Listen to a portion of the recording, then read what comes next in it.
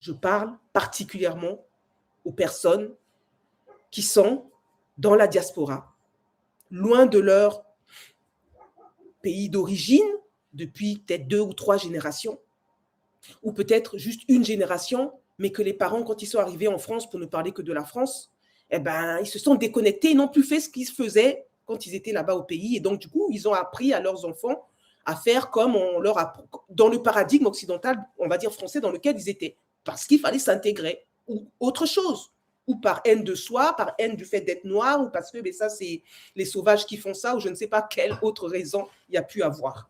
D'accord? Et donc, les personnes, elles sont complètement déracinées. Et je peux vous dire que c'est du lourd, c'est du lourd.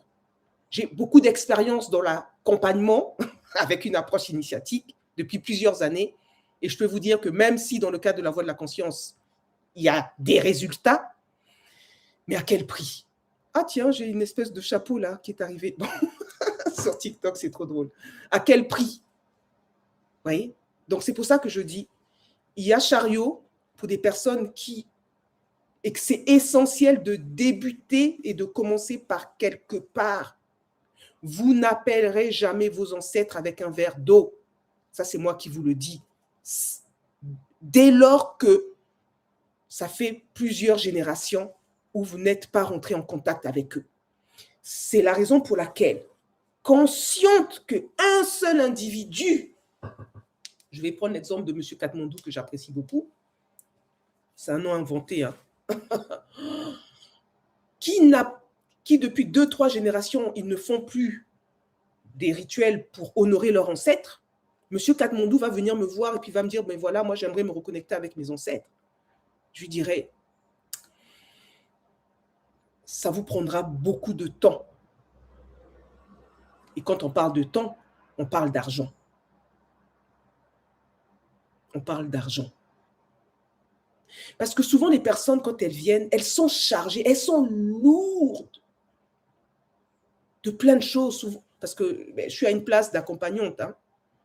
Donc forcément, les gens, ils viennent parce qu'ils ont des problèmes. Ça ne marche pas dans la famille, ça ne marche pas au boulot, ça ne marche jamais. Bon, bref, il n'y a toujours que des problèmes. Quoi. C'est que des problèmes. Mais ces problèmes-là, ils sont arrivés d'où?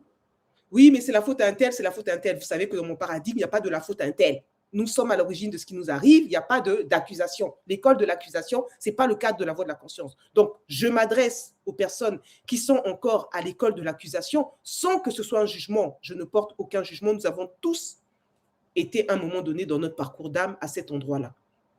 La voie de la conscience ne peut pas vous accompagner à l'endroit où moi je me positionne. Et en même temps, il y a un cadre qui permet de commencer quelque part pour que vous ayez de l'énergie, chariot là, chariot, c'est pour vous donner de l'énergie. Et vous savez comment vous allez avoir de l'énergie? Parce que ce que vous allez donner dedans, ça va servir à donner de l'énergie à des orphelins. Vous voyez comment? Pour ça, c'est pour les habitués. Maintenant, je parle aux habitués.